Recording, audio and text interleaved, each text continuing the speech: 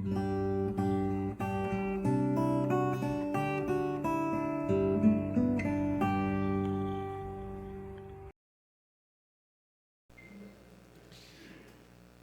dia, meus amados irmãos. Graça e paz da parte do Senhor Jesus. Irmãos, vamos ficar em pé e vamos orar ao Senhor, Ele que nos congregou nesta manhã para o louvor da sua glória. E vamos exaltar o seu nome. Senhor nosso Deus, louvado e exaltado sejas tu, Senhor, desde agora e para todo sempre. Obrigado, Senhor, por estarmos na tua presença. Assim como o salmista disse, nós também dizemos, mais vale um dia nos teus átrios do que 1000. Muito obrigado, ó Deus, por nos trazer aqui à tua casa.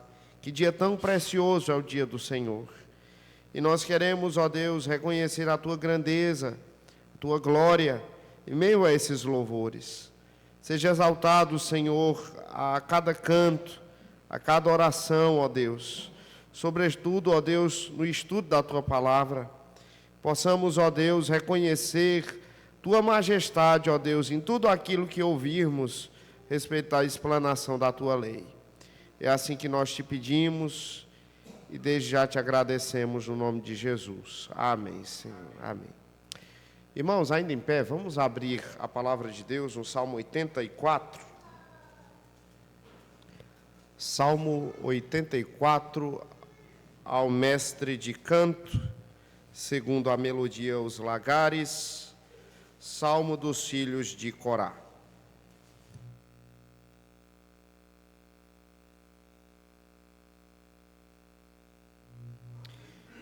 Os irmãos encontraram? Amém? Vamos ler alternadamente, irmãos, do versículo 1 até o versículo 7.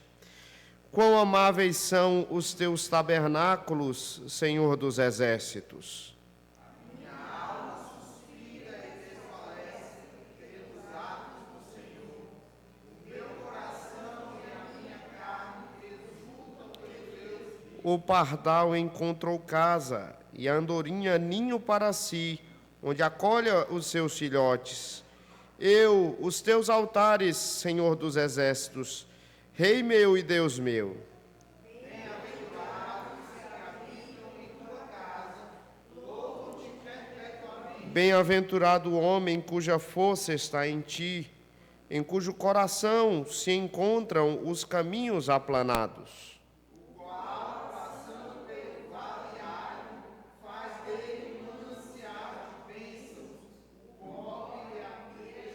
Vão indo de força em força, cada um deles aparece diante de Deus em Sião.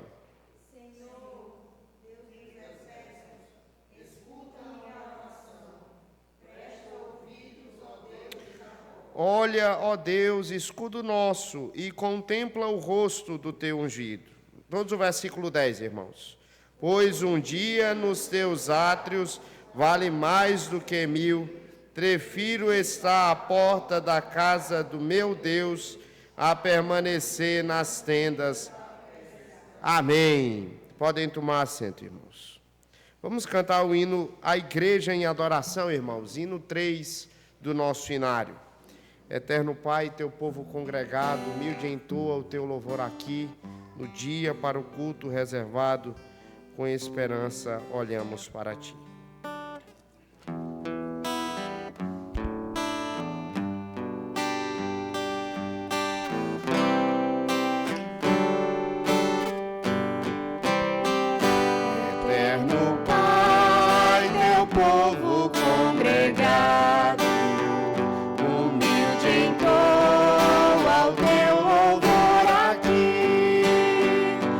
Dia para o culto reservado.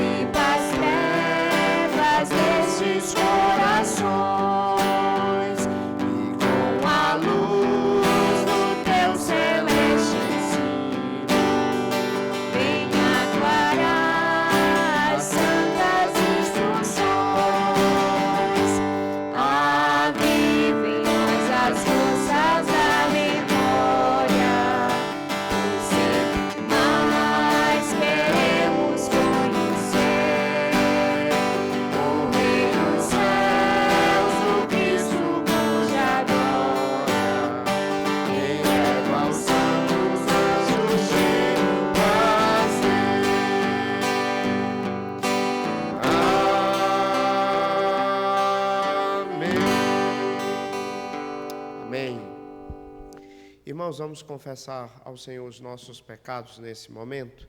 Quero convidar o presbítero Juscelino para que ore ao Senhor. Oremos.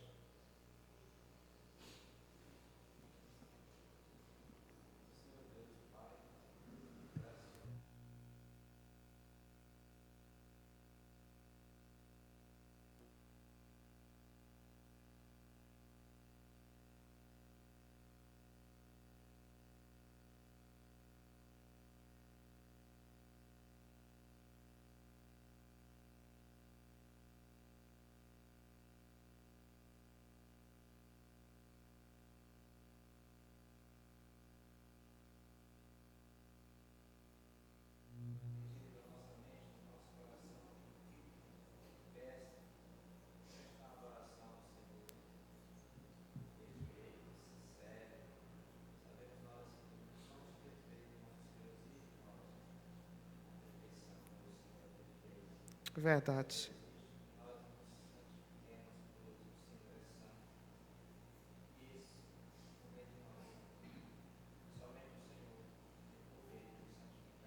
É verdade, Senhor. Amém, Senhor.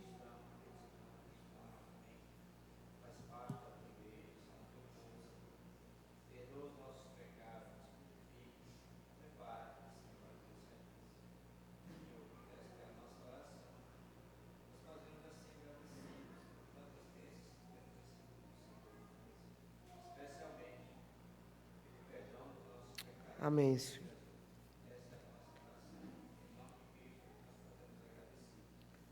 Amém, Senhor. Amém.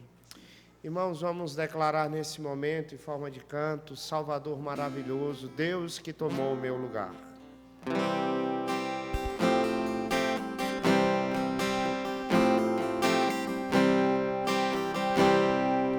Salvador maravilhoso, Deus que tomou meu lugar, Cordeiro entregue ao Calvário, morto pra nos salvar.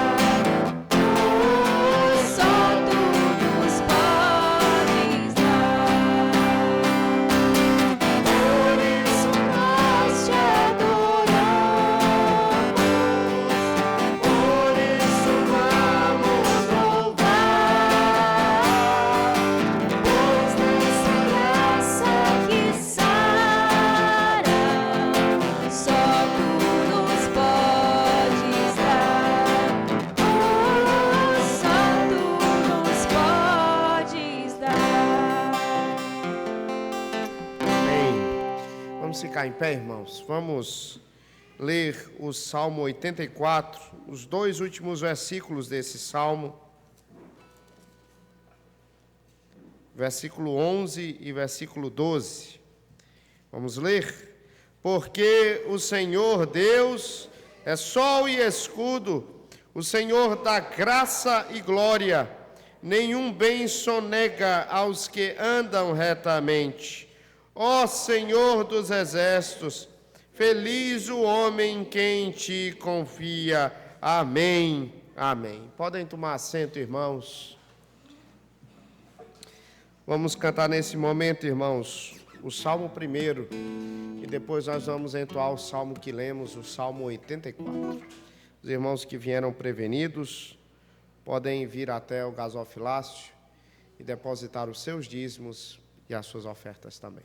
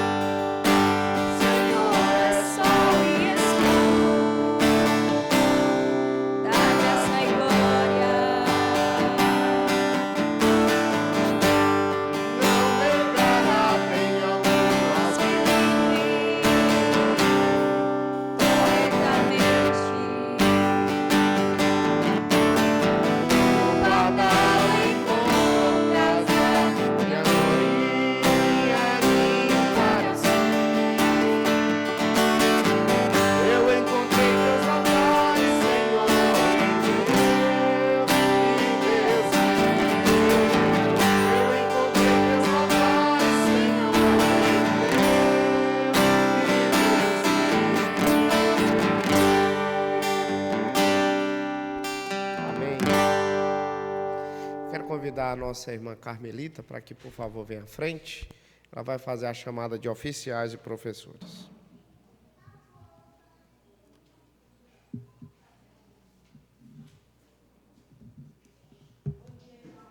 Bom dia.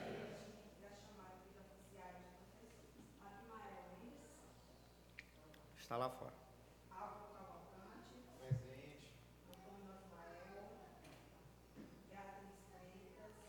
Hoje, por motivo de força maior, acho que por enfermidade do filho, não pôde vir. Está lá fora também. Presente.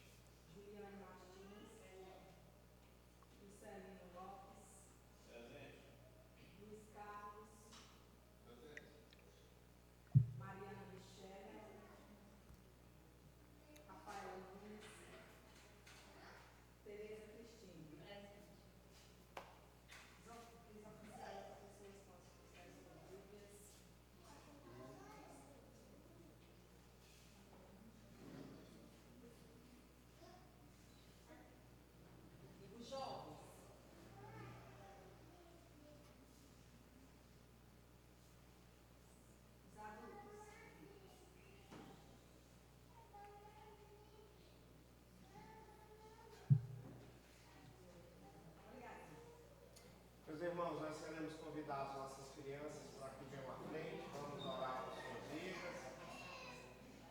Antes que elas saiam para as salinhas, vamos pedir a Deus que possa edificá-las.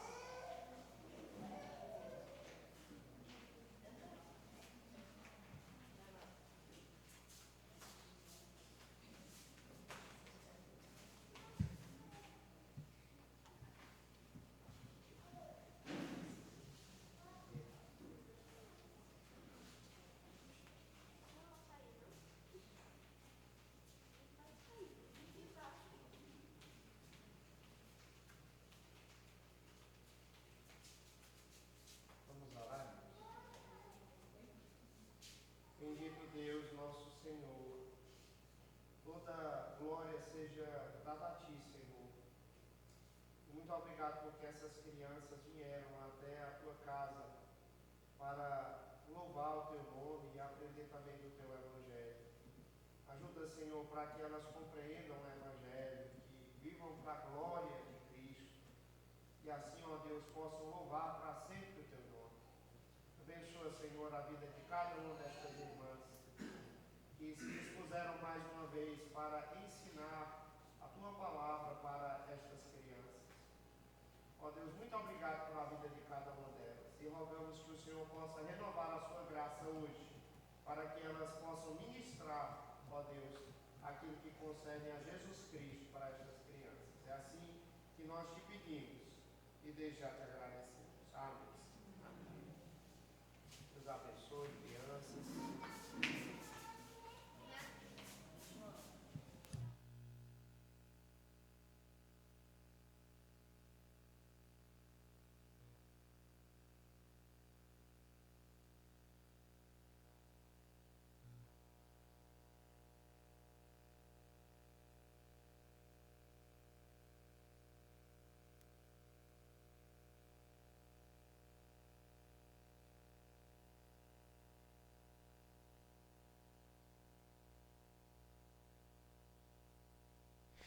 Meus irmãos, hoje nós vamos dar um passo significativo nos nossos estudos a respeito das doutrinas da fé cristã. Hoje nós vamos iniciar aquilo, Álvaro, que você sabe que é a eclesiologia. Esse é o estudo da igreja. Nós temos feito um estudo de teologia sistemática aqui na nossa igreja, já fazem quase aí uns 2 anos, né, Álvaro?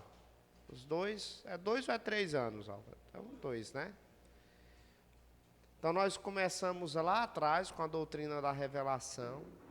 Depois, nós começamos a fazer o estudo de Deus, certo? Que é chamado de teontologia. Depois, nós estudamos a respeito da doutrina do homem. Depois nós estudamos a doutrina de Cristo Depois nós estudamos a doutrina da salvação, certo? E também da santificação. Concluímos na semana passada com os 10 mandamentos. E agora a gente vai chegar numa nova etapa, que é a doutrina da igreja, tá? E eu acredito, irmãos, que esse é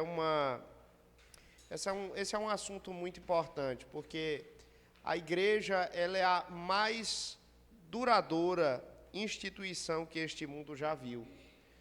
A igreja cristã, na forma como nós conhecemos hoje, de data, tem mais de 2.000 anos de existência, ou quase 2.000 anos de existência, não é? E é uma coisa impressionante, porque a igreja passou por perseguição, a igreja passou por inúmeras dificuldades, mas mesmo assim a igreja cresceu. Veja, a igreja começou com 12 homens lá da Galileia, e hoje se espalhou por todo o mundo, está em todos os continentes, está em todos os países. Em menor ou maior grau, você encontra um cristão em cada um dos países do mundo. De tal maneira, meus irmãos, que nós somos muito gratos a Deus por isso, e muitas pessoas tentam assim fazer explicações, né? Por que a igreja cresceu tanto? Buscam explicações humanas para isso. Mas nós sabemos, no fundo, que isso é, sem dúvida nenhuma, uma ação do Espírito Santo, é uma ação de Deus. Somente Deus, irmãos, para ter preservado a igreja e ter feito a igreja crescer tanto ao longo de todas as eras, tá? Eu quero, irmãos, então, pedir para que vocês abram suas Bíblias em Mateus, no capítulo 16, versículo 18 e 19.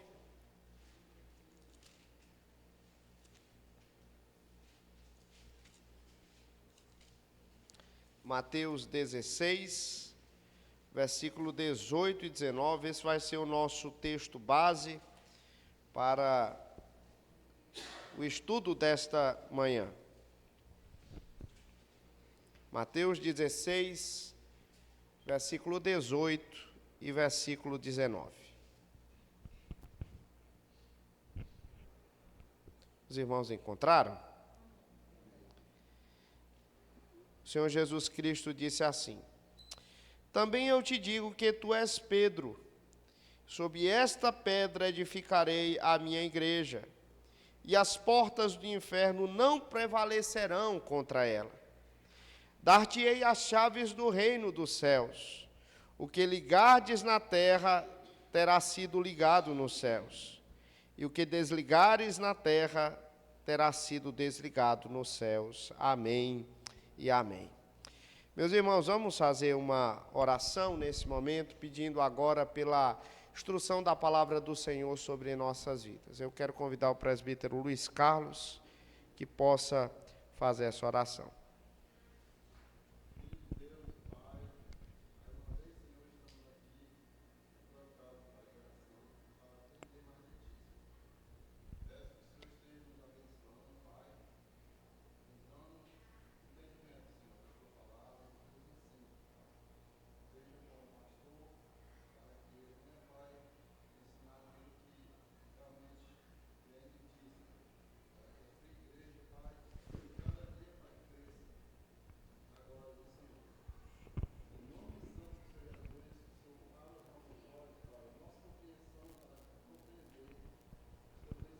Amém, Senhor.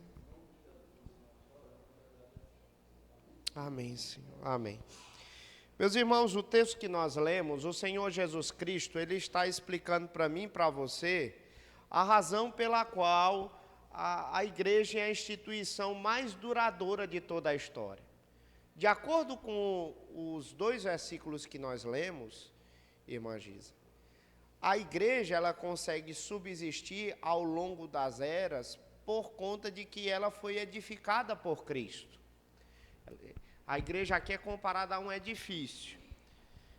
Quem é o fundamento da igreja, irmãos? Quem é o fundamento da igreja? Diz aqui, o texto que nós acabamos de ler, certo? Que o fundamento da igreja, comparação inclusive com Efésios capítulo 2, versículo 20, que o fundamento da igreja são os apóstolos e os profetas, sendo Jesus Cristo a pedra angular, ou seja, a pedra principal.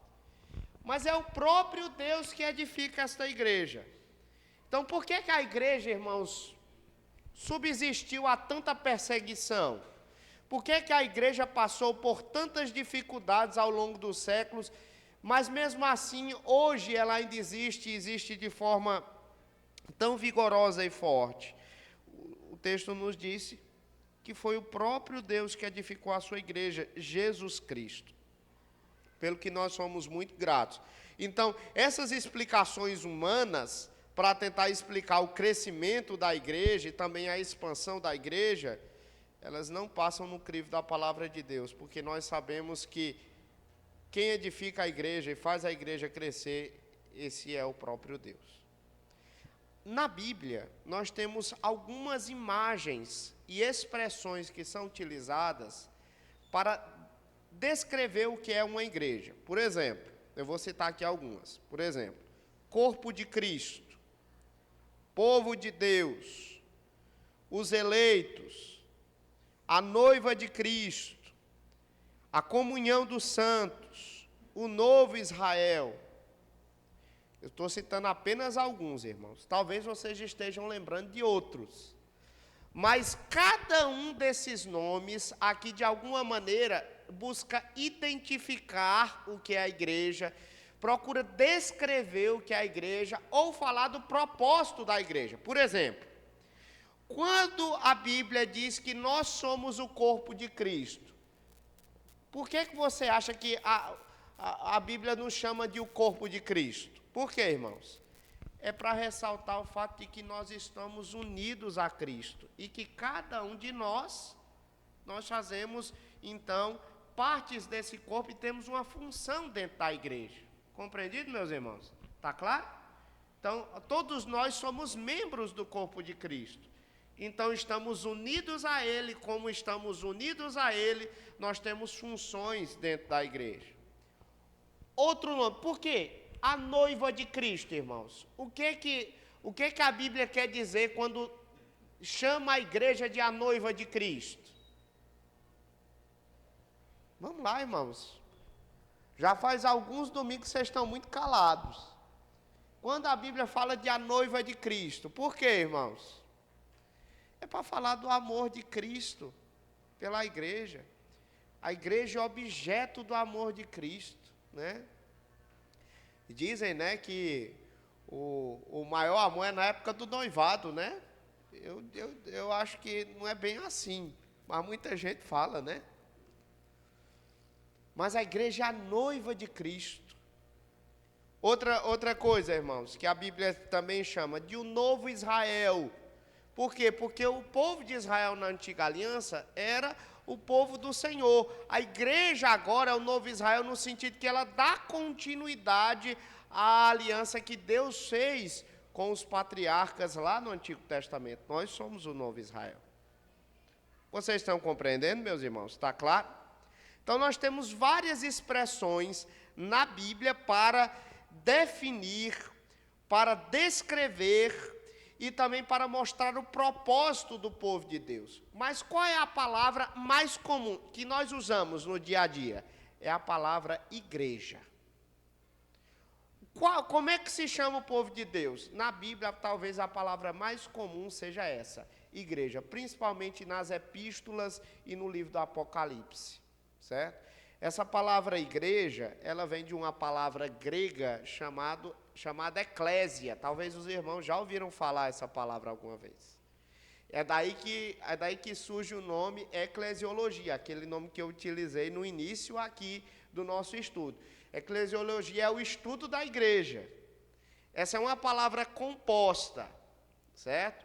Primeiro tem uma preposiçãozinha que é ek, que é de fora, certo? E uma outra palavra que significa, uma outra palavra do verbo kalel, que significa chamar. Então, o que é a igreja? A igreja são compostos daqueles que são chamados de fora. Entendeu? São os chamados de fora, aqueles que foram chamados por Deus de fora e vieram para dentro. Então, eu acredito que no sentido teológico dessa palavra, a igreja se refere a quê? Preste bem atenção. A igreja se refere a todos os crentes, quer no céu, quer na terra, que foram chamados pela pregação a se unirem a Cristo como seu Salvador. Vou repetir.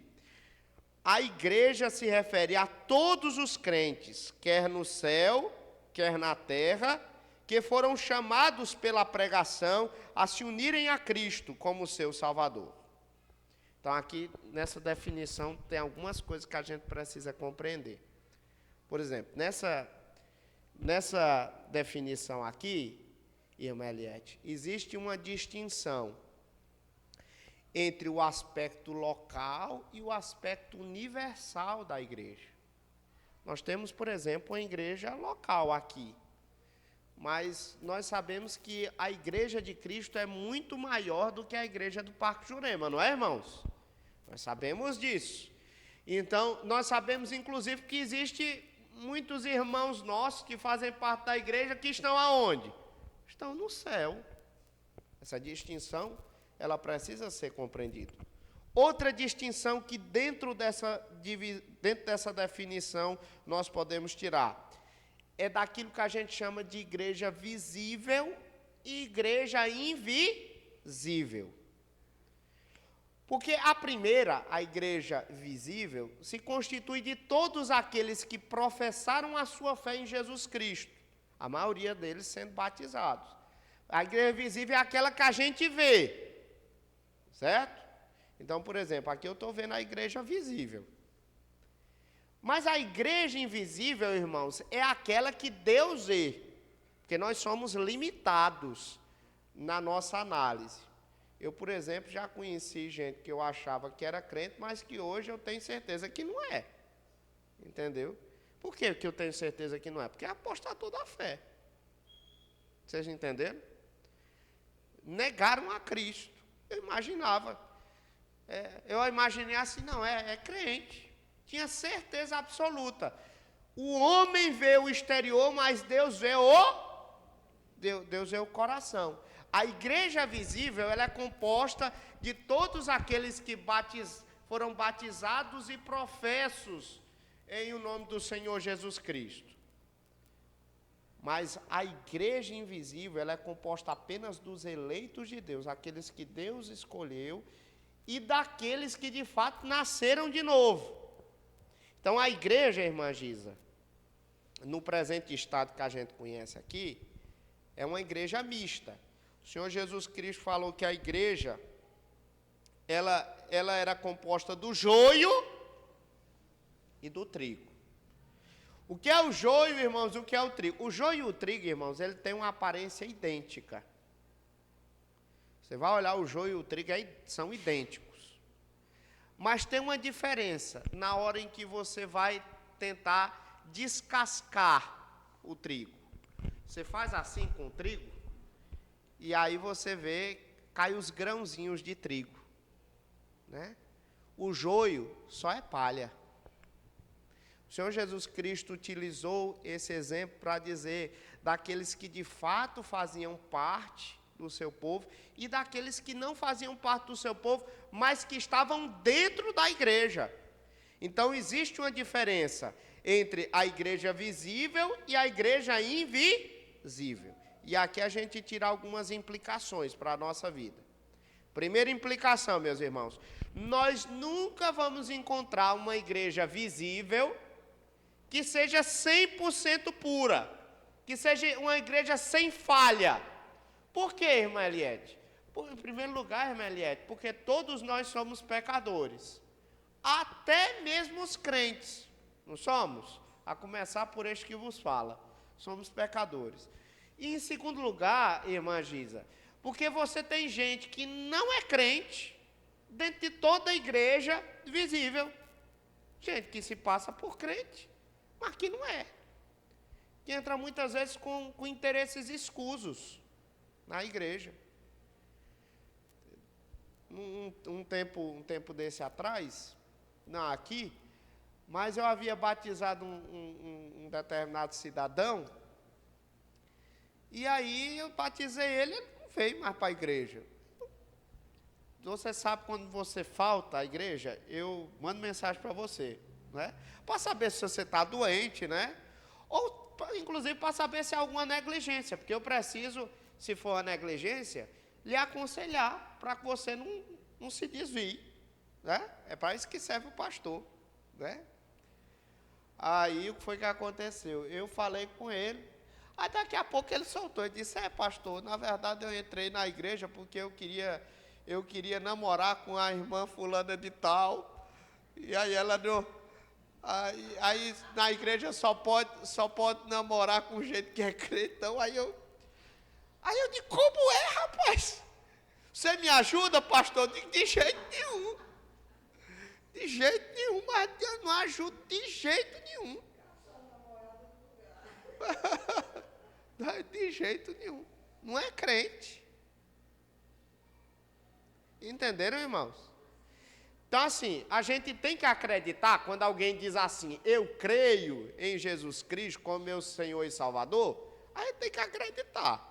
Porque eu não posso sondar o coração de ninguém. Posso? Não posso.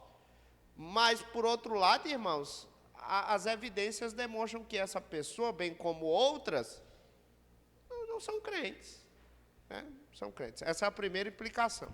A segunda implicação, irmãos, é que é possível que haja crentes verdadeiros que sejam membros da igreja invisível de Cristo, mas que por alguma razão superior não sejam membros da igreja visível. Por exemplo, vou dar dois exemplos. Dois exemplos que são muito concretos. Primeiro, irmã Eliette, pode ser que o indivíduo se converta na hora da morte dele. O ladrão da cruz, por exemplo. Ele foi batizado, irmãos? Ele foi batizado? Ele não foi batizado. Ele participou de algum culto aqui na terra? Não participou de nenhum culto na terra. Mas ele estava salvo, irmãos? Fazia parte da igreja? Fazia parte da igreja invisível. O Senhor Jesus Cristo disse, hoje ainda estarás comigo no paraíso. Outra coisa, é possível que um indivíduo seja perseguido. Nós encontramos relatos de irmãos que vivem em países perseguidos, onde existe perseguição ao cristianismo, e aí, Júlia, é possível que o indivíduo lá, ele seja perseguido, e só tenha ele de crente naquele lugar. Ele encontrou a Bíblia, ele teve acesso à Bíblia, hoje em dia com a internet está fácil, não está? E aí, meus irmãos, é possível que o indivíduo tenha se convertido a Cristo e ele não tenha encontrado ainda um meio de se congregar com outras pessoas. Mas mesmo assim ele faz parte da igreja, não da igreja visível, mas da igreja invisível. Compreendido, meus irmãos? Está claro isso para vocês? Muito bem. Depois dessa pequena introdução, eu quero me deter agora em duas coisas. Em primeiro lugar, eu quero falar das marcas da igreja verdadeira. E depois eu vou falar das marcas da igreja falsa, ou seja, das seitas. Para que hoje você saiba o que é uma igreja verdadeira e o que é uma seita. Entendeu? Porque é o seguinte, irmãos, nós somos muito gratos a Deus, irmã Eliette, que o cristianismo ele se expandiu e que hoje está em todos os países do mundo. Pelo menos é isso que nós achamos. Entretanto, irmã Eliette, a despeito desse crescimento, hoje em dia o cristianismo é extremamente fragmentado. É ou não é? Por exemplo, vamos pensar os três grandes ramos do cristianismo. Em primeiro lugar, você tem o ramo católico romano, depois você tem o ortodoxo, e depois você tem o ramo protestante. Cada um desses ramos, dentro do cristianismo histórico, eles têm as suas próprias crenças. E todos eles dizem, em tese, que são seguidores de Jesus. E aí, irmã Giza, quem é que está certo? Porque duas coisas que são contraditórias não podem estar certas ao mesmo tempo. É ou não é, irmãos? É a lei da não contradição.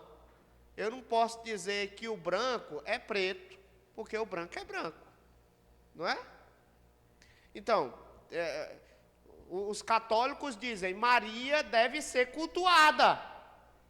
E o cristão protestante diz assim, só Deus deve ser cultuado. Quem é que está certo? Os dois não podem estar certo, não é, irmã Liette? Não é? Pois bem. Então, hoje, irmãos, nós temos que fazer essa pergunta, quem é que está certo? Até dentro daquilo que diz respeito ao cristianismo protestante. Hoje em dia você tem uma enormidade de igrejas evangélicas. Aqui em Teresina. Não, vamos dizer aqui em Teresina não. Aqui no Parque Jurema. Aqui no Parque Jurema é o lugar aqui em Teresina onde eu já vi mais igreja evangélica. Dita evangélica.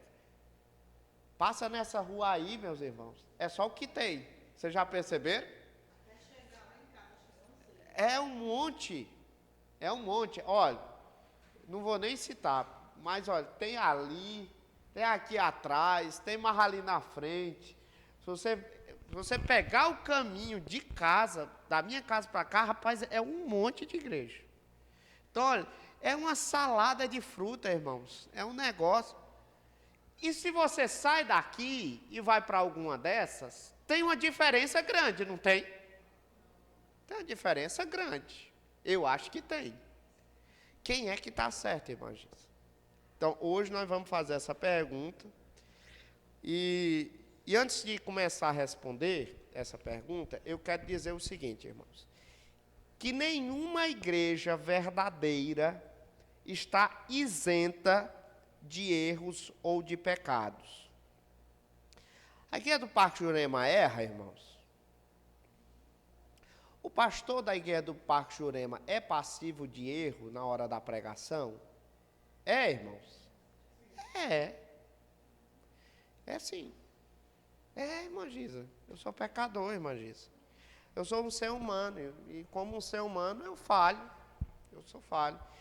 Os concílios, a Bíblia diz, por exemplo, a nossa confissão de fé, perdão, diz que os concílios também falham. Não é só um pastor que falha, não. Também vários falham.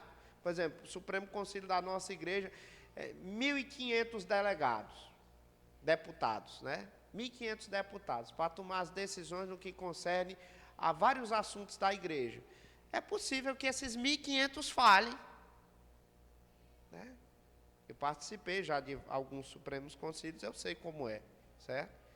Então, é necessário, irmãos, que a gente entenda isso. Mas, por outro lado, irmão Kelvin, é necessário a gente fazer uma diferença entre aquilo que a gente chama de impureza e aquilo que a gente chama de apostasia. Porque pode ser que uma igreja ela tenha algum grau de impureza. Ou seja, que ela acabe de alguma maneira se equivocando em algum ponto doutrinário da palavra de Deus. Contudo, irmã, isso é muito diferente de apostatar de Cristo. Vocês compreendem a diferença? Vocês compreendem, irmãos? Está claro isso para você, irmã Rafaela? Então, esse é um ponto importante. Nós temos que identificar aquilo que é uma igreja verdadeira, mesmo ela sendo falha aqui na terra, porque igreja perfeita só no céu, irmã Marlene. Nós temos que fazer, portanto, uma diferença de igreja verdadeira, mas falha, de uma suposta igreja que é apóstata. Esse é o grande ponto, certo? Então, nesse estudo, nós vamos falar primeiro das marcas da igreja verdadeira, depois nós vamos falar das marcas das seitas, tá bom? Nós vamos caracterizar cada uma delas. Apostasia é você negar a Cristo, certo? Diga aí, Meliette, abra o coração. Sim. A igreja visível? Tem. Igreja viva. Eu não sei, esse não é uma expressão que a gente usa muito em teologia, mas eu imagino que a igreja viva que o pessoal fala lá fora é uma igreja que é ativa. Eu acho. Eu acho que é isso. É isso, né? Eu acho que é isso. Não, igreja viva é aquela igreja, no conceito popular, é uma igreja que não é morta, que é parada, é uma igreja que evangeliza, é uma igreja animada, é uma igreja avivada, né? Uma igreja avivada, né? Eu acho que é assim. Eu acho que deve ser, certo? Olha aqui, irmãos. Alguma pergunta a mais sobre esse assunto, irmão Regis?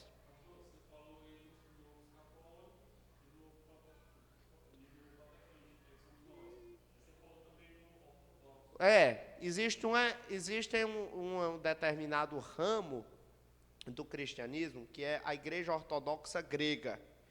Foi um cisma que houve no período medieval entre a Igreja Católica e um outro ramo do cristianismo, antes da igreja Protestante. Entendeu? Eu acho que não, irmãos. É católico do mesmo jeito, não muda quase nada. Eles têm o patriarca de Constantinopla, é aquilo que seria o papa deles, né? É um católico romano disfarçado. Para mim é a mesma coisa, tá? Bem, vamos lá. A igreja reformada, ela entende, irmã Eliette, que a igreja verdadeira, ela tem 3 marcas, certo? Primeira marca, pregação genuína da palavra de Deus. Segunda marca, administração correta dos sacramentos. E terceira marca, disciplina eclesiástica, aplicação da disciplina eclesiástica. Essas são as 3 marcas gerais da igreja verdadeira. A primeira marca, é a marca mais importante, é a pregação fiel da palavra de Deus. Porque dessa daqui, irmão Raí, vem todas as outras marcas da igreja. Se você não tem a pregação fiel da palavra de Deus, você não tem a administração correta dos sacramentos. Não é? Você não tem. Porque para você administrar corretamente os sacramentos, você tem que compreender aquilo que tem dito lá na Bíblia, certo? E o pastor, que é o pregador, que é o responsável por administrar aqueles sacramentos, fazer com que aquilo de fato corresponda com o que está nas Escrituras. E a disciplina, irmãos, porque se não tem pregação fiel, como é que haverá cobrança dos irmãos no que diz respeito ao trato da sua vida, não é? Então, a pregação da palavra de Deus, sem dúvida nenhuma, é aquela marca mais importante e a primeira de todas as marcas da igreja. Muito bem, irmãos. O que é que uma igreja verdadeira faz? A igreja verdadeira, ela honra a palavra de Deus e a considera como sua única regra de fé e prática. Tá? Aceita não. Já vou mostrar para você. Aceita não. Aceita tem um líder carismático. Quando eu estou falando de carismático aqui, eu estou falando de alguém que supostamente tem uma relação especial com Deus e recebe revelações da parte de Deus que ninguém mais tem. Entendeu? Então, assim, a igreja verdadeira não. A igreja verdadeira não. A nossa única regra de fé e prática é a Escritura. Ao passo que aceitas a regra de fé e prática deles, é o líder deles, é o líder carismático deles. Entendeu? É ele que sabe o que é bom para você. Certo? Irmãos, eu posso até aconselhar vocês, mas tem que ser de acordo com o quê? De acordo com a palavra de Deus. Certo? Então, a igreja verdadeira, ela entende que a Bíblia é a nossa única regra de fé e prática. Ela não usa recursos adicionais. ela não substitui a palavra de Deus por técnicas humanas, ela se apega à Bíblia como um todo, considerando o ensino bíblico completo, ela defende as doutrinas das Escrituras, certo? Isso significa dizer que a Bíblia também é inspirada, que ela é infalível, que ela é inerrante, tá?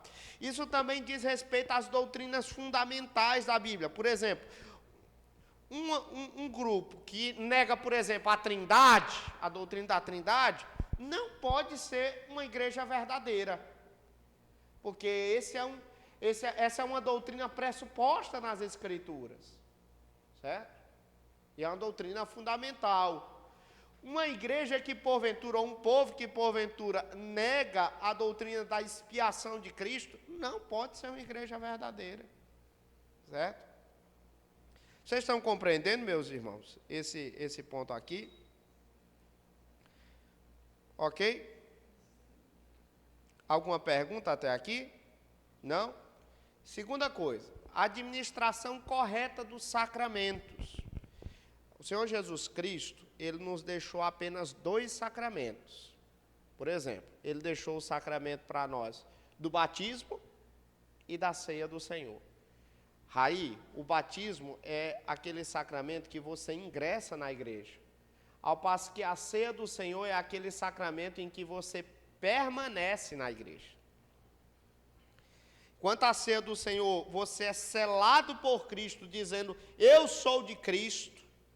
A ceia do Senhor, você diz, eu estou em Cristo, porque eu participo do seu corpo, do seu sangue, eu tenho comunhão com Ele, sou fortificado através daqueles elementos da ceia do Senhor. Mas, meus irmãos, o fato é que existem muitas igrejas que não administram corretamente os sacramentos. Por exemplo, existem algumas igrejas que fazem com que esses sacramentos eles sejam estendidos. Por exemplo, a Igreja Católica Romana. A Igreja Católica Romana tem 7 sacramentos, né? Um deles, por exemplo, é a penitência, certo?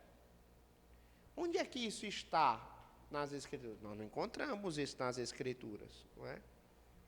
Então, nós temos que compreender que nós não podemos ir além daquilo que o próprio Deus determinou, tá?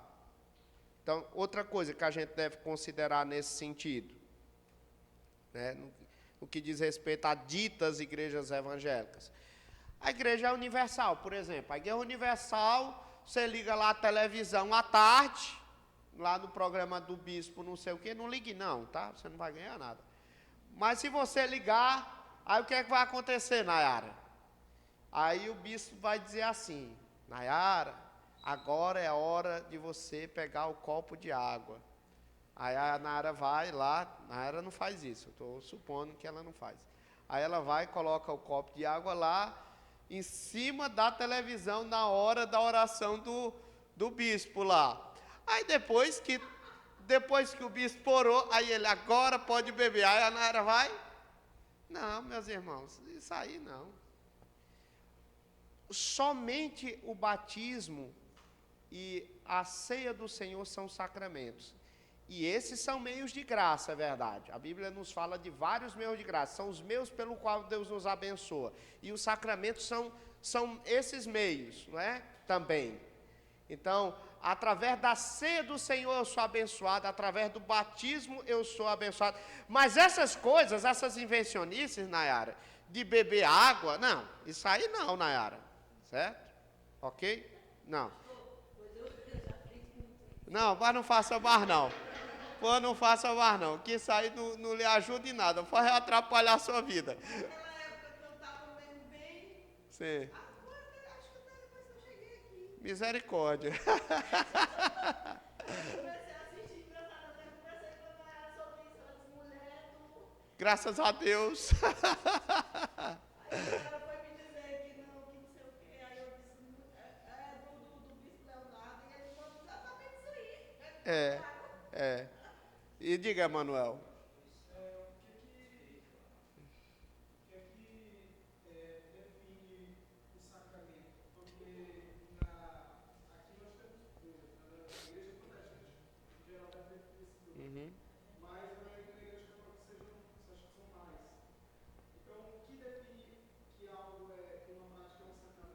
Na verdade, isso é um pressuposto, né? Por exemplo, qual é o nosso pressuposto?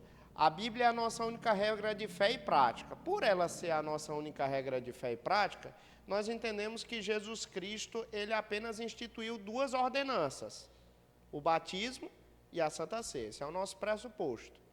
Entendeu? Ao passo que a Igreja Católica, ela entende que a Bíblia é regra de fé e prática, mas ela não é a única regra de fé e prática. Ela diz que o magistério da Igreja e a tradição da Igreja também são regras de fé e prática. Então, ao longo da história da Igreja cristã, os católicos romanos foram acrescentando sacramentos. Entendeu? O Papa, um bendito Papa, chegou lá e disse assim: não, agora não é mais 2, é 3. Aí veio o outro: não, agora é 4, agora é 5, até chegar ao 7. Entendeu? Então, para eles, aquilo que a tradição e aquilo que o Papa, juntamente com o seu colégio lá dos cardeais, decidem, aquilo ali é regra de fé e prática. Para nós, não. Para nós, não. A Bíblia é a nossa única regra de fé e prática. Compreendeu? Tá? Então, nós temos que zelar nesse sentido, irmãos. Porque os sacramentos, eles são expressões da igreja visível. Quando eu cheguei aqui em Teresina, primeira vez que eu cheguei aqui em Teresina, foi um dia de domingo. Aí eu cheguei com o pastor Alain René.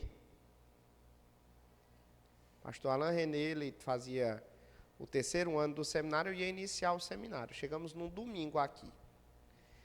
Aí, na época, ele namorava com a esposa dele,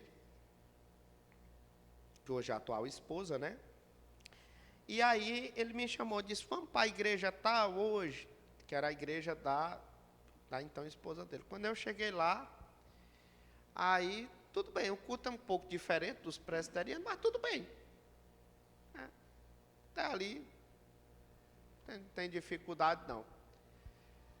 Aí, na hora da ceia, irmãos, iogurte e tapioca.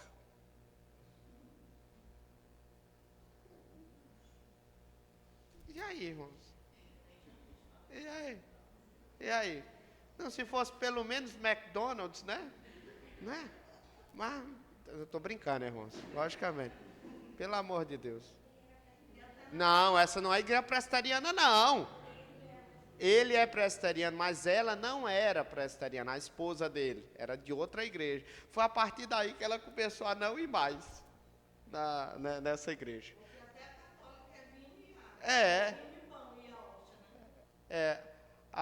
Você percebe que existe aí uma grande diferença entre aquilo que são os elementos que o próprio Cristo instituiu, né? O pão e o vinho. Tanto é que aqui na igreja é vinho mesmo, né? Teve muita gente que disse assim: não, pastor, aqui na igreja não é suco de uva. Não é suco de uva. Mas por que, pastor? Não, porque Jesus Cristo disse que era vinho mesmo, né? Até hoje eu me lembro do dia que a primeira vez que eu comecei aqui, era batista chamado suco de uva. Sim. Aí quando a gente foi cear pela primeira vez, então quem tomou aquilo que sentiu o álcool do vinho, aí ele olhou pra mim assim, cara, meu Deus, o que? Toma mais vinho. Aí outra coisa, irmãos. A outra coisa, também zelar pela administração. Por exemplo, não sei se vocês se recordam, mas toda vez que eu vou ministrar a ceia, eu oro assim, dizendo: Senhor, nós nesse momento separamos esses elementos do seu uso ordinário para um uso sacramental. E quando eu faço essa oração, eu estou consagrando aqueles elementos. A partir daquele momento ali, irmãos, nós entendemos que aqueles elementos ali têm um uso especial. Então, por exemplo, teve uma vez que eu fui numa determinada igreja pregar, e aí teve ceia. Lá eles servem ceia no dia de sábado. E aí, não, tudo bem, aqui na nossa igreja, a gente faz no dia do culto, né? Porque Jesus Cristo disse: todas as vezes que vos reunidos em meu nome, no dia que a gente se reúne é domingo. Então, é domingo, mas lá eles faziam no sábado. Aí me convidaram, aí até me convidaram para mim ministrar, eu ministrei. Aí terminou lá o trabalho todo, aí, quando terminou, os crentes começaram a conversar, aí veio um horror de criança, irmãos, lá para a mesa. E aí, comendo pão da Santa Ceia, bebendo suco de uva, que lá não era vinho, né? Aí eu disse, pastor, olha ali o que as crianças estão fazendo. Ele disse, não, eles estão brincando, pode deixar. Meu Deus do céu. Não, irmãos, não pode. Tanto é que quando, irmãos, os diáconos até me perguntam, né? Sempre eles me perguntam, pastor, o que é que a gente faz com os elementos que sobram? Eu digo, dá um fim discreto. Você sabe qual é o fim que a gente dá? Pelo menos que eu oriento que eles façam. Que eles devem queimar aqueles elementos. Eles não devem ser usados para outra finalidade. É só para aquilo mesmo. Certo? Então, aquilo ali não vai para gato, não vai para lixo, não vai para ninguém comer. Isso ali é utilizado exclusivamente para a ceia do Senhor. Tá? Terceira coisa, irmã Gisa, disciplina eclesiástica, irmã Gisa. A prática da disciplina eclesiástica, irmã Gisa. Aconteceu alguma coisa, irmão?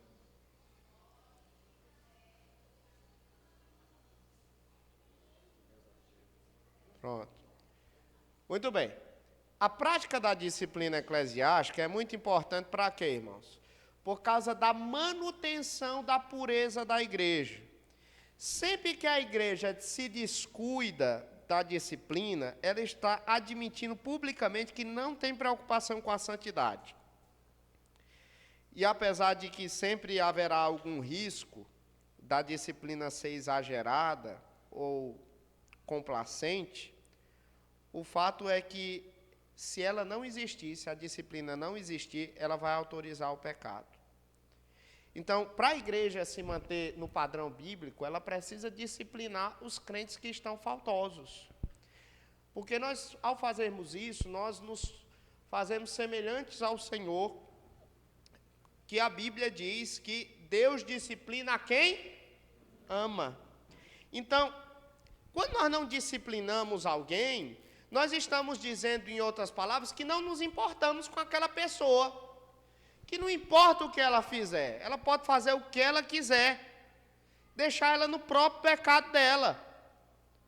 Mas a Bíblia nos diz, lá na Epístola aos Hebreus, de que Deus nos disciplina para aproveitamento, a fim de sermos participantes da sua santidade.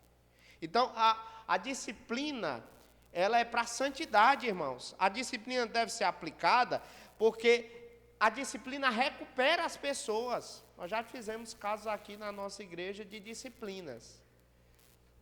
Disciplinas em que a pessoa faltosa, ela foi recuperada para a honra e glória do Senhor, certo? Mas quando não há disciplina, sendo a pessoa vivendo no pecado, a tendência é que ela aumente cada vez mais na prática daquele pecado, certo? Então, é necessária a disciplina. Em alguns casos, irmãos, é preciso a excomunhão. O que é a excomunhão, irmãos? É a exclusão da igreja, certo? E a exclusão da igreja. E esse talvez seja o último estágio, irmã Eliette, da disciplina eclesiástica. Vamos dizer assim, determinada pessoa foi encontrada em falta. Eu vou e exorto essa pessoa, mas essa pessoa, ela não renuncia à prática do pecado dela, ela é disciplinada. E ela continua sendo exortada a agir de forma condizente com a palavra de Deus, a largar o pecado, e essa pessoa não larga. O que é que a gente tem que fazer, irmãos? Excomungar essa pessoa, excluir dela. E eu acho que essa é a única razão pela qual uma pessoa pode ser excluída da igreja. É a iniquidade deliberada, quando a pessoa não se arrepende do seu pecado. Então, qualquer pecado que acontecer dentro da igreja, a gente deve exortar a pessoa e até disciplinar a pessoa. Mas se essa pessoa se arrepender, ela deve ser aceita de volta à comunhão da igreja. Mas se ela não se arrepender, irmãos, ela tem que ser excluída. Infelizmente, aqui na igreja, já algumas vezes nós já tivemos que excluir algumas pessoas publicamente. Os irmãos sabem, eu não preciso citar nomes. Mas nós excluímos porque essas pessoas, elas não se arrependeram dos seus pecados. Elas preferiram viver na prática da desobediência do que consagrarem suas vidas para Deus.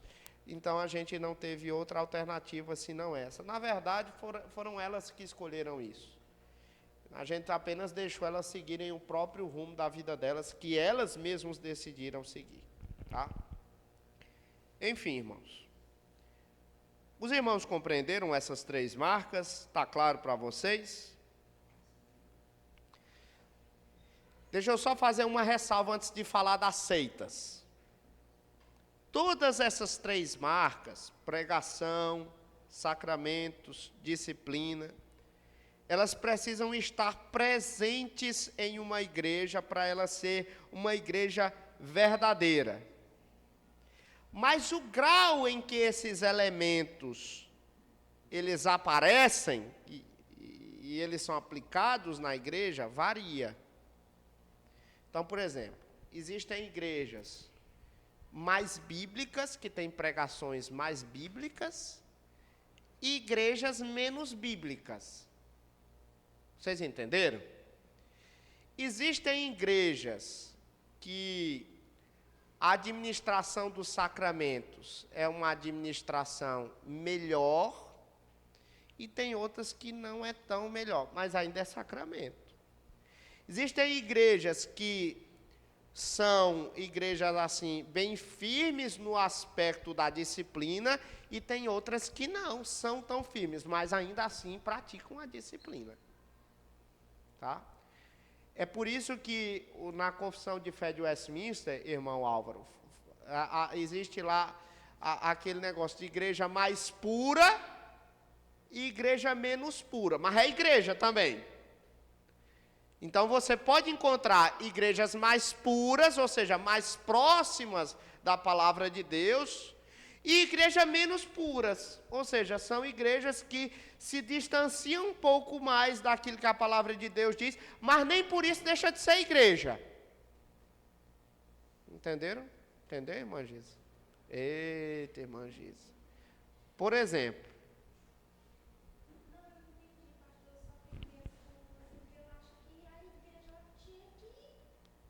mas nem toda igreja é assim, irmã. Infelizmente, é um negócio muito sério. A igreja de Deus. Olha, por exemplo, irmãos, eu sou muito confortável em ser pastor da igreja presbiteriana. Sou muito confortável, porque ela se adequa muito bem às minhas crenças. Mas, por exemplo, vamos pensar aqui nos batistas. Vamos dizer que a nossa igreja aqui vai apostatar da fé, e eu não vou ficar numa igreja apóstata, eu não. Vamos apostar toda a fé, pronto, aí eu vou procurar outra igreja para mim ser pastor, para mim me congregar. Aí a igreja batista, vamos dizer que é uma igreja batista da Convenção Brasileira. Igreja verdadeira. Eu acredito que é uma igreja verdadeira. Mas, tem muitos. Por isso que eu estou até definindo da Convenção Brasileira. Irmãos, eu teria muita dificuldade, irmãos. Muita dificuldade. Porque tem muita coisa que eu não acredito que eles fazem. Nesse sentido assim, não é que eles não são igreja verdadeira. Não é que eu não poderia cultuar com eles, mas é porque tem muita coisa que são assim, para mim, são caras demais. Né? Muito caras. Por exemplo, o batismo infantil, eu teria muita dificuldade, mas muita dificuldade mesmo. Muita dificuldade. Embora eu ache, por exemplo, que o batismo bíblico, ele seja, a forma de batismo seja por aspersão mesmo, pelo que os dados das escrituras, não mostra claramente, mas eu acho que é por aspersão. Eu não teria dificuldade, por exemplo, de batizar alguém por imersão. Eu batizo por aspersão, porque a Igreja Presbiteriana do Brasil diz que deve ser por aspersão. Mas a nossa igreja reconhece o batismo por imersão. Tanto é que alguns de vocês foram batizados por imersão, certo? E em igrejas genuinamente evangélicas, por exemplo, a Mariana foi por imersão. E nós não chegamos para ela e dizemos assim, Mariana, agora você tem que se batizar por aspersão. Não.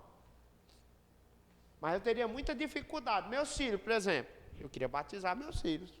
Porque a Bíblia diz que a promessa não é apenas para mim, mas para os meus filhos também. Então teria muita dificuldade. Teria muita dificuldade no que diz respeito ao governo da igreja. Eu acho que o governo bíblico é representativo, não é congregacional. Eu teria muita dificuldade mesmo. Né? As igrejas presbiterianas tendem a ser mais pacíficas, inclusive por conta disso. Certo? Quem já foi de outras denominações sabe como é. É ou não é, Nayara? É. Então, as igrejas presbiterianas são mais pacíficas, inclusive por conta disso. Mas, enfim, existem igrejas mais puras e igrejas menos puras. Certo? Tá? É isso que os nossos símbolos de fé tentam expressar dentro daquilo que é uma linguagem própria da palavra de Deus. Tá? Pastor, isso também às vezes, eu tenho amigos que até já me convidaram. Uhum. Como eu também chamei eles para virem. Sim. Eu particularmente eu espero, que eu não gosto do jeito daquela igreja lá. Mas que aquela ali perto do Atlântico City. Angelim, não é Batista não, aquela lá. Aquela é Angelim. Mas ela disse que é batista. Rapaz, não, aquela é igreja independente. É uma igreja independente. Igreja independente. Eu não gosto da forma da igreja lá. O que eu vejo eu não gosto, sabe? Mas ela é uma pessoa que ela segue a Bíblia direitinho, sabe? E é demais, eu não entendo. Eu estava conversando isso com ela. Uhum. Agora, irmãos, falamos a respeito das igrejas verdadeiras, vamos falar agora das seitas de data. Certo? Eu quero destacar aqui, isso não é uma lista absoluta, mas eu quero destacar aqui 7 características das seitas. Certo? E nem todas essas características você vai encontrar todas elas na seita, mas a maioria você vai encontrar. Em primeiro lugar, autoritarismo. Autoritarismo. O que é o autoritarismo? É você tem um líder autoritário. É um líder carismático, ou seja, que tem uma relação especial com Deus, recebe revelações especiais da parte de Deus, ou que tem poder e autoridade sobre forças espirituais. Certo? Então, é um líder ou uma cúpula. Por exemplo, no caso dos testemunhos de Jeová, é uma cúpula, né? É a torre de vigia, no caso dos... E lá, o que eles decidem, está decidido, e é o certo. Entendeu? Irmãos, eu tomo decisões como líder da igreja, assim como líder não, né? Porque o conselho da igreja, eu tenho um voto igual o presbítero Juscelino tem e o presbítero Luiz Carlos tem. Mesmo voto, mesmo valor, não muda nada. Mas, meus irmãos, isso significa dizer que se eu tomo uma decisão, eu vou estar sempre certo? Eu vou estar sempre certo? Irmãos, eu vou pedir muitas vezes para vocês fazerem algumas coisas. Mas, meus irmãos, se eu não disser de acordo com a palavra de Deus, irmãos, não obedeçam. Entendeu? Não é só a mim, não. É a qualquer um. Entendeu? Não, o fulano de tal disse para mim fazer isso. Não, mas isso está de acordo com a palavra de Deus? Certo? Então, autoritarismo. Tá? Compreendido, meus irmãos? E todo mundo que faz parte dessa seita tem que estar submisso à liderança desse líder, ou desse grupo. Do contrário, eles vão ser excluídos, não são de Deus, tal. Segunda coisa, exclusivismo. Autoritarismo, segundo lugar, exclusivismo. Porque a seita diz que é a única forma de verdade, o único grupo verdadeiro que adora a Deus. Porque ele é o único grupo que tem a revelação especial da parte de Deus, ou um nível de revelação maior que os demais grupos. Os outros grupos, todos são satânicos, todos são errados. Só o nosso grupo é certo, certo? Aí esse exclusivismo não diz respeito, é bom deixar isso bem claro aqui, Júlia, que esse exclusivismo não diz respeito à religião propriamente dita. Porque, por exemplo, nós entendemos que a religião cristã é a única religião correta. Jesus Cristo disse, eu sou o caminho, a verdade e a vida. Não estou falando de religião, eu estou falando de grupo religioso, de organização religiosa. Por exemplo, se eu disser assim, olha, somente quem for presbiteriano é que vai ser salvo. Não, o presbiterianismo é uma organização dentro da igreja cristã visível. Mas eu sei que a igreja é muito maior do que a igreja presbiteriana. Vocês estão entendendo? Está entendendo, irmã Ariete? Muito bem. Terceira coisa, legalismo, autoritarismo. Segundo lugar, exclusivismo. Terceiro lugar, legalismo. Então, o indivíduo tem que ser submisso a esse líder, a esse grupo, de tal maneira que a salvação desse indivíduo depende da obediência dele a determinadas regras. E às vezes, irmãos, é umas regrinhas assim, meu Deus do céu, por exemplo, tipo, você não pode usar um short. Se você usar um short, você está pecando. É um legalismo relacionado à roupa, é um legalismo relacionado, por exemplo, à comida, a coisas que não estão na palavra de Deus, certo? Então o indivíduo às vezes fica pensando assim, rapaz, eu dormi salvo, mas acordei condenado. Por quê? Porque de repente fez alguma coisa que foi de encontro à lei que foi dada lá naquele grupo e aí está condenado, irmã Eliette. Que a pessoa. Entenderam, irmãos? Então, em primeiro lugar, autoritarismo. Em segundo lugar, exclusivismo. Terceiro lugar, legalismo. Quarto lugar, subjetivismo. Por que subjetivismo, Emanuel? Porque de acordo com as seitas, a verdade ela é derivada das emoções, dos sentimentos. A verdade vem de uma experiência, certo? De uma coisa que aconteceu, de uma coisa que o líder sentiu, certo? É por isso que geralmente a seita ela é anti-intelectual, ela é antidoutrinária. Ela diz assim, olha, cuidado com esse negócio de teologia, viu? Cuidado com esse negócio de doutrina. Isso aí apaga o espírito, entendeu? Isso é próprio das seitas, porque o indivíduo não quer ser questionado por conta de determinada doutrina, que a Bíblia mesmo mostra que vai de encontro a ela. Quinta coisa, complexo de perseguição. Tem muita gente que tem complexo de perseguição, irmãos, não tem? Todo mundo está contra mim, todo mundo é meu inimigo, né? Tem muita gente que tem uma atitude paranoica de achar que todo mundo quer acabar com ele, né? Mesma coisa que acontece com as seitas. Os adeptos da seita acham que todo mundo está contra aquela seita, certo? Então, a seita critica o mundo. A seita critica todo mundo lá fora, mas ninguém pode criticar ela. Que quando critica ela, pronto. Vocês entenderam, irmãos? Sexto, disciplina reprovadora. Opa, que história é essa? O senhor não disse... Irmãos, a disciplina da igreja verdadeira, o objetivo não é reprovar ninguém. O objetivo é corrigir. A gente disciplina as pessoas, irmãos, na nossa igreja, mas disciplina em amor. Nós disciplinamos a pessoa visando não a destruição dela, mas visando o quê, irmãos? A restauração dela. Mas na seita é diferente, certo? O membro rebelde na seita, o que é feito com ele?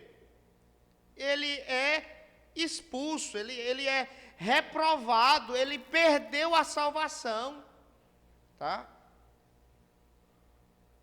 Isso é muito diferente do que é praticado na nossa igreja. Em último lugar, para encerrar, o esoterismo. O que é isso, pastor? O esoterismo, vamos dizer assim, é que a chave para a salvação está no conhecimento secreto de alguém daquela seita. Só aquela pessoa sabe como é que você agrada a Deus e como é que você vai ser salvo. Outra pessoa não sabe, só ela. E aí, para você se tornar dependente dela, você acaba ficando ali. Porque, no final de contas, a seita tem um dono. Toda seita tem um dono. A nossa igreja tem dono, irmãos? Não, não tem dono. O patrimônio aqui, irmãos, o patrimônio é da igreja presbiteriana, não é do pastor Jefté. Só aquela pessoa sabe agradar a Deus. Como é que você vai ser salva? E o pior, irmã, é que com o passar do tempo a coisa muda, a depender da opinião do líder. Muda também.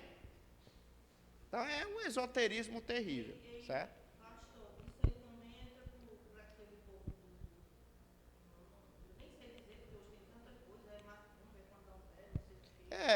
Com certeza. Isso aí, de alguma maneira, essa é uma religião falsa, né? Seitas são aquelas que se dizem cristãs, mas que na verdade são falsamente cristãs, né? É diferente da Umbanda, do Candomblé, que não são cristãos, né? Mas que de alguma maneira, Didata, acabam absorvendo algumas dessas características. Isso, exatamente. Vocês compreenderam, irmãos? Perguntas, vamos lá, para encerrar o nosso estudo. Qual é a sua pergunta, Raí? Oi? Por não.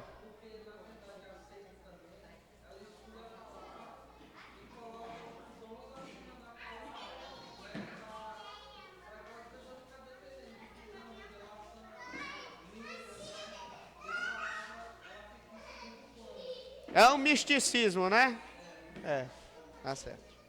Irmãos, hoje nós vamos ler Mateus 16, verso 18.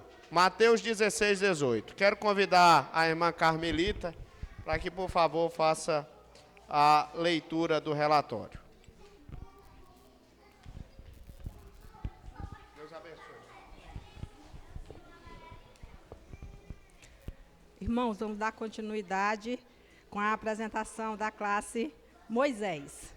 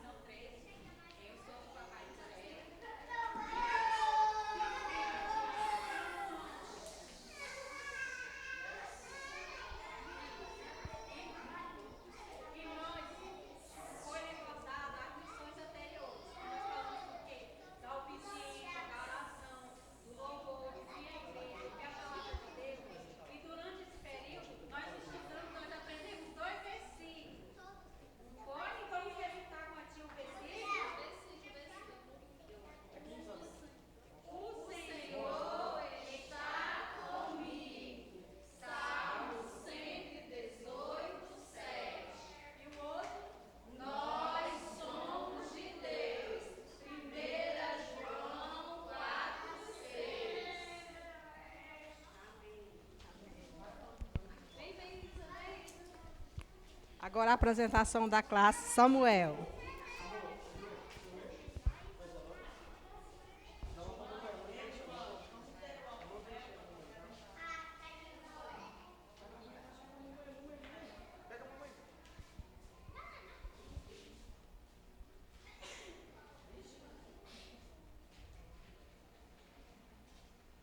Bom dia, irmãos. Bom dia. Hoje nós estudamos uma personagem. Qual é o nome dela?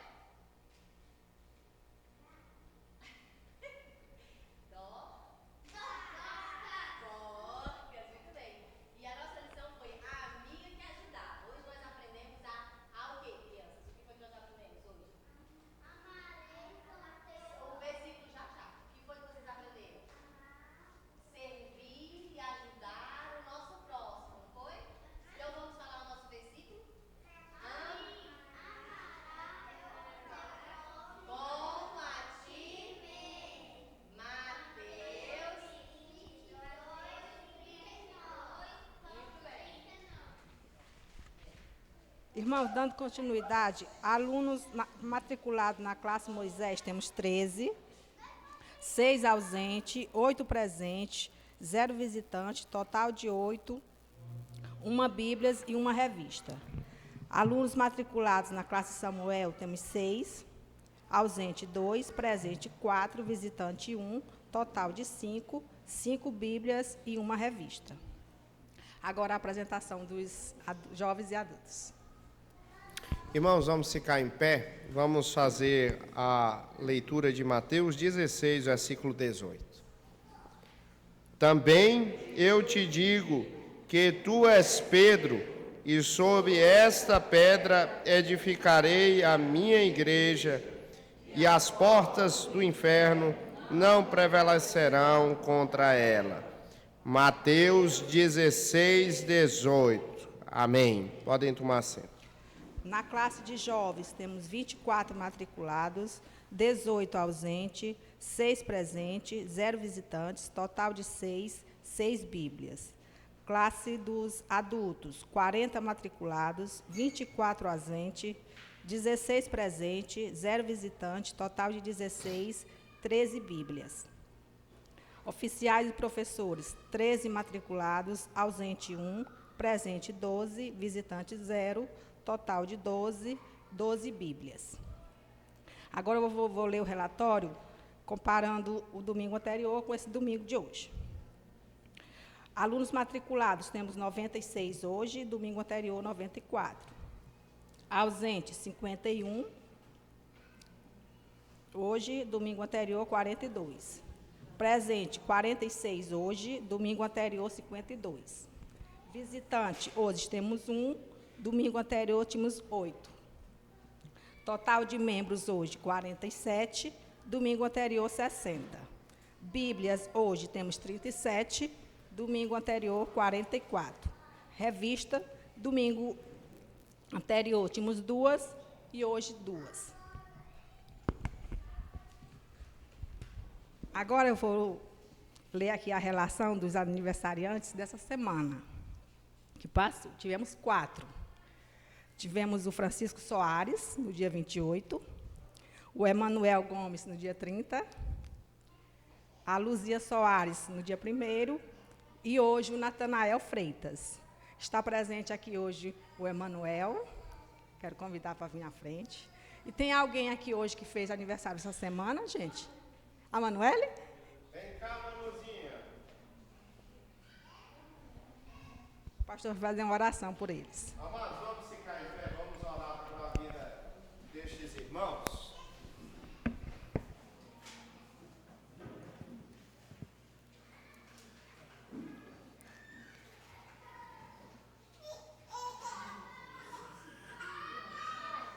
Vamos orar, irmãos.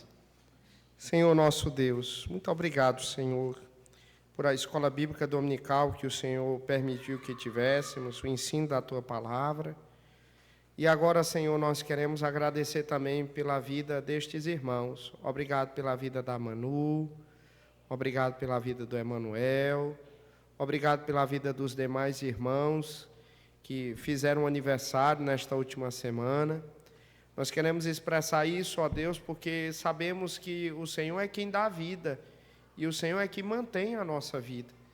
Por isso, ó Deus, nós queremos te pedir, em nome de Jesus, que todos os dias da nossa vida possam, ó Deus, ser vividos diante do Senhor e para a glória do Senhor. Faz isso, ó Deus, na vida destes teus servos que estão aqui e também naqueles que não estão nesse momento. Rogamos agora que o Senhor nos leve para os nossos lares, debaixo da tua bênção, e nos traga a noite para cultuarmos ao Senhor, para a glória de Jesus. É assim que te pedimos e desde já te agradecemos. Amém.